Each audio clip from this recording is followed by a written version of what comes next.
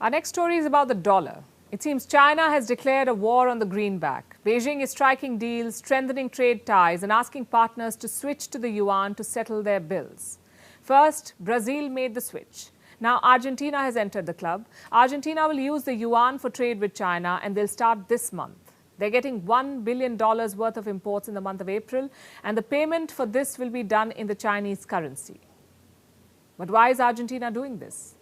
Let me explain. This year, Argentina suffered a crippling drought. Crop yields were less, so agricultural exports plunged, which meant that fewer dollars were flowing into Argentina, and so it makes sense for them to use the yuan for Chinese goods. This way, they save their dollars and their reserves. And China is not complaining. One more country using the yuan is good news for them. There is clear momentum behind the Chinese currency. Look at the numbers. Last year in 2022, the international usage of the yuan rose by over 26%. Over $6 trillion worth of payments were settled in the Chinese currency. The yuan has become the world's fifth largest currency for global payments. It comes after the dollar, the pound sterling, the euro, and the Japanese yen. It is also the fifth most held currency in global foreign exchange reserves. Around 80 central banks keep the yuan in reserve, and more banks are joining the list.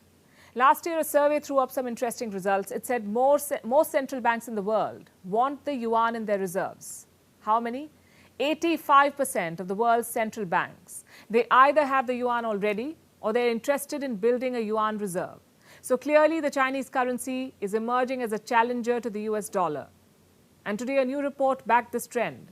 The dollar suffered another setback. In the month of March, the yuan became the most widely used currency for cross-border transactions in China. And this is a record. Almost $550 billion worth of yuan was exchanged.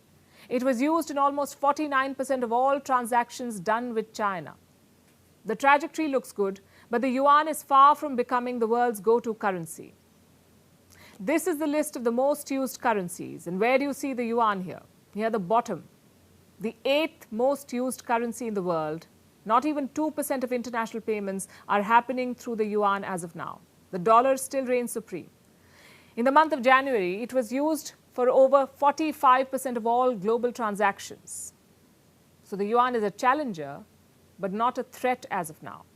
In order for that to happen, the yuan needs to beat currencies like the euro, the pound, and the yen.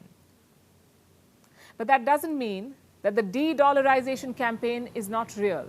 Other currencies are rising. Countries want to reduce their dependence on the US dollar. Central banks are cutting back on the greenback. Earlier, the dollar had 71% share in reserves. Now it has fallen to 59%. That's a fall of 12%. Which other currency is challenging the US dollar? The Indian rupee is trying to. It's one of them. It's trying to ride the wave. India has launched an effort to internationalize the rupee. India's Reserve Bank is running a program. 18 central banks from around the world have signed up. They want to use the Indian rupee for trade with India. The list includes countries like Germany, Israel, Malaysia, New Zealand, Oman, Seychelles, Sri Lanka, and the United Kingdom. All these countries have opened special accounts that will allow them to use the Indian rupee. But it's still early days. The rupee is the new kid on the block. It was just last year that the RBI introduced the mechanism to facilitate trade in the rupee.